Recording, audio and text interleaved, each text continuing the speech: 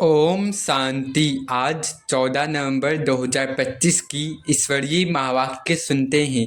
आज बाबा ने कहा कि मीठे बच्चे, ऊंचे ते उच्च पद पाना है तो याद की यात्रा में मस्त रहो।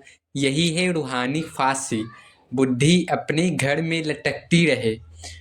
बाबा कह रहे हैं कि ऊंचे से ऊंचा आपको पद पाना है तो एक बाबा की याद में मस्त रहना है, और यही है रूहानी फांसी, बुद्धि ऊपर घर में लटकी रहे। बाबा कह रहे हैं। प्रश्न में बाबा ने कहा कि जिनकी बुद्धि में ज्ञान की धारणा नहीं होती है उनकी निशानी क्या होगी। उत्तर में बाबा ने कहा कि वह छोटी छोटी बातों में रंज यानी नाराज होते रहेंगे। जिसकी बुद्धि में जितना धारण होगा उतनी उसे खुशी रहेगी। बुद्धि में अगर यह ज्ञान रहे कि अभी दुनिया को नीचे जाना ही है, इसमें नुकसान ही होना है, तो कभी रंज यानी नाराज नहीं होंगे, सदा खुशी रहेगी। ओम शांति। अब हम सुनते हैं मुरली की मुख्य पॉइंट्स। पहला है ऊंचे ते उच्च बाप। बाबा ने कहा कि सिर्फ एक ही बाप है, निराकार शिव बाबा, जो उच्च ते उच्च घर यानी परम धाम में रहते हैं और हमें वही वापस ले जाने आए हैं। दूसरा, रूहानी यात्रा। बाबा ने कहा कि अब आत्मा को अपने घर याद रखना है, यह रूहानी फांसी है। बुद्धि का योग एक बाप से जोड़ो और देह अभिमान से मुक्त बनो। तीसरा, ज्ञान और योग। बाबा ने कहा कि ज्ञान से बुद्धि जागती है, पर असली ऊंचाई योग से मिलती है। मनमनाभव ही मुख्य पढ़ाई है, जिससे विक्रम विनाश होते हैं। चौथा है नीच और उच्च दुनिया। बाबा ने कहा कि यह रावण राज्य नीच है, यहाँ मनुष्य नीच बन गए हैं। श्रीमत पर चलकर हम उच्च ते उच्च देवी देवता बनते हैं। पांचवा है ज्ञान की तीसरी आंख। बाबा ने कहा कि अब बाप ने हमें त्रिकालदर्शी बनाया है, हम तीनों कालों और तीनों लोकों का ज्ञान जानते हैं, यही तीसरा नेत्र है। छठा है गॉड फादरली यूनिवर्सिटी। बाबा ने कहा कि यह है ईश्वर की यूनिवर्सिटी, जहाँ स्वयं शिव बाबा हमें पढ़ाते हैं। इसलिए सदा यह नशा रहे कि मुझे स्वयं भगवान पढ़ा रहे हैं। सातवां, पावन बनने की पढ़ाई। बाबा कहते हैं कि आपने हे पतित पावन आओ कहकर बुलाया, अब वही बाप आया है जो हमें पतित से पावन बना रहा है, हमें पवित्र बना रहे हैं। याद और श्रीमत से पावन बनना ही इस जन्म का मुख्य लक्ष्य है। आठवां है नशा और धारणा। बाबा ने कहा कि यह नशा घर घर में बना रहना चाहिए कि हम आत्मा हैं, शिव बाबा हमारा शिक्षक है, हम विश्व के मालिक बन रहे हैं। नौवा, रूहानी आशिक और मासूक। बाबा ने कहा कि आत्मा आशिक सिर्फ एक मासूक यानी शिव बाबा को याद करती है। यह रूहानी प्रेम है जो आत्मा को गौड़ा बनाती है। 10वां है स्त्रियों की विशेष सेवा। बाबा ने कहा कि अब माताओं की बारी है, वे ज्ञान योग से जग को जीतेंगी और रूहानी शक्ति का उदाहरण बनेंगी। अब धारणा पॉइंट से पहला है रूहानी बुद्धि की धारणा। बाबा ने कहा कि हम कर्म, हर कर्म से पहले स्मृति रहे, मैं आत्मा हूँ, यह देह नहीं।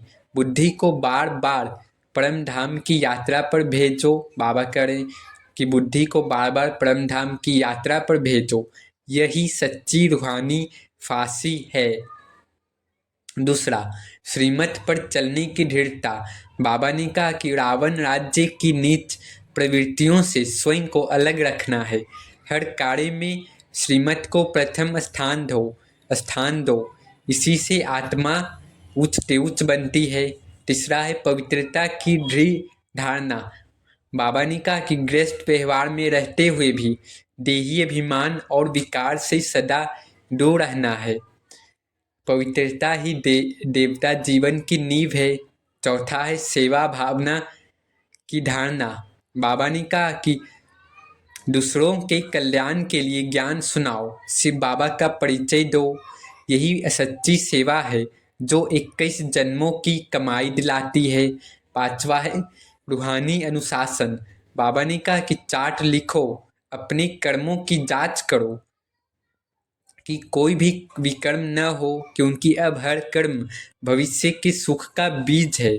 तो कोई भी विकर्म नहीं करना है, हर कर्म देखते हुए चलना है, कोई विकर्म तो ना हो। अब नशा चढ़ाने वाले कुछ पॉइंट्स हैं। पहला है कि हम आत्माएं हैं, सिर्फ बाबा स्वयं हमें पढ़ा रहे हैं। यह कोई साधारण क्लास नहीं, यह गॉड फादरली यूनिवर्सिटी है। दूसरा है हम वही आत्माएं हैं जो 5000 वर्ष पहले स्वर्ग के मालिक थे, अब वही पुनः बन रहे हैं। तीसरा है हमारा शिक्षक पिता सतगुरु स्वयं परम पिता परमात्मा है, इसलिए पढ़ाई में आलस या लापरवाही नहीं होनी चाहिए।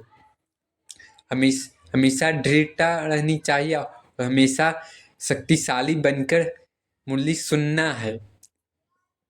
चौथा पॉइंट है कि हम पवित्र फरिश्ता रूप में विश्व परिवर्तन के यज्ञ में सहायक हैं।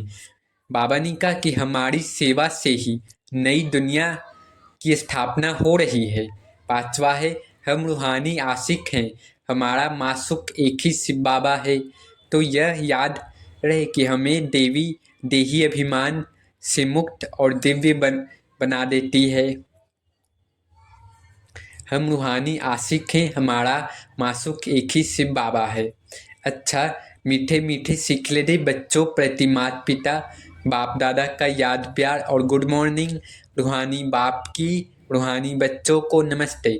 धारणा के लिए मुख्य सार में बाबा ने कहा कि तुम्हें बुद्धि से सब कुछ भूलना है। जिन बातों में टाइम वेस्ट होता है वह सुनते सुनाने की दरकार नहीं है। बाबा करें कि आपको सभी बातों को भूलना है और जिन भी बातों में टाइम वेस्ट होता है वह सुनने सुनाने की दरकार नहीं है, न सुनना है और न किसी को सुनाना है।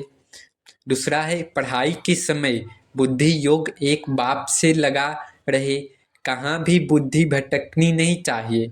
निराकार बाप हमें पढ़ा रहे हैं, इस नशे में रहना है। वरदान में बाबा ने कहा कि अपनी महानता और महिमा को जानने वाले सर्व आत्माओं में श्रेष्ठ विश्व द्वारा पूजनीय भव। अपनी महानता और महिमा को जानने वाले सर्व आत्माओं में श्रेष्ठ विश्व द्वारा पूजनीय भव। बाबा ने कहा कि हर एक ब्राह्मण बच्चा वर्तमान समय विश्व की सर्व आत्माओं में श्रेष्ठ है और भविष्य में विश्व द्वारा पूजनीय है। नंबर वार होते हुए भी लास्ट नंबर का मन का भी विश्व के आगे महान है। बाबा करें कि नंबर वार होते हुए भी जो लास्ट नंबर वाली आत्मा भी है वह भी पूरे विश्व के आगे महान है।